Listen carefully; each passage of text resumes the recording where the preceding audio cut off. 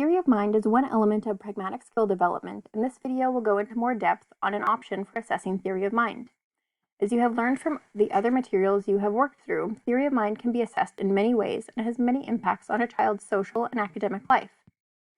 Theory of mind is an individual's ability to understand their own and others' mental states, and one of the ways you can assess a client's theory of mind skills is by using some of the tools in the Theory of Mind Inventory 2.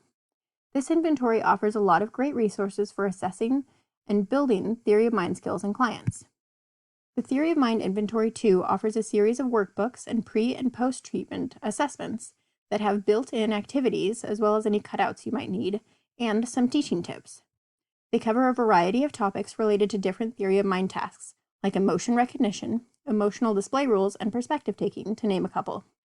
I have included an example of their About Face series on the right, where they have a pre- and post-test assessment, as well as 2 different modules to work through to help a client learn about how to interpret facial expressions.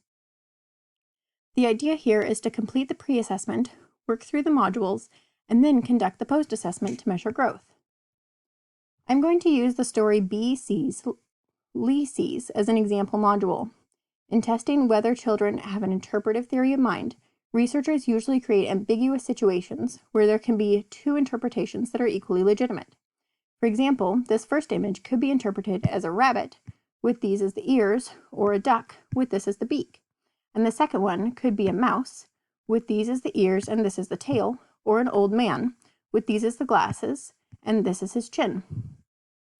The understanding of ambiguous figures is considered a higher-order theory of mind competency, because it relies not only on the idea that visual access to an object is necessary for knowledge, but it also requires an ability to understand multiple perspectives. It's also a shift in understanding from knowledge being something that's passively received to something that's actively interpreted. Since these are more advanced theory of mind skills, this would be a module that would be better suited to school-age children and adolescents. The story begins by introducing the characters, and then introduces an ambiguous figure, in this case, the yellow kite. Here is a great place to pause and ask your client what they see, which you are reminded to do by the Stop, Think, Share icon in the bottom right corner of the page. You might start by asking, what do you see? And then move to, what might someone else see? And why do different people see different things, depending on the abilities of your client? Then, the story explores what B and Lee see. B sees a butterfly and describes the butterfly she sees. Lee sees the number 8 and explains how he sees that. At this point, we see another Stop, Think, Share icon, reminding us that this is another great place to talk about different perspectives. The module has a few more examples, and then the story connects with what they have learned. To real life, and it provides some activities to provide more opportunities to practice the skill. In the Theory of Mind Likes and Wants module, they have an example of built-in activities. Here, they are introducing another element of perspective taking, where we acknowledge that other people may not share the same likes and wants as we do. To illustrate this, they introduce Ryan, who likes broccoli, and ask the client what Ryan will want to eat at the cafeteria.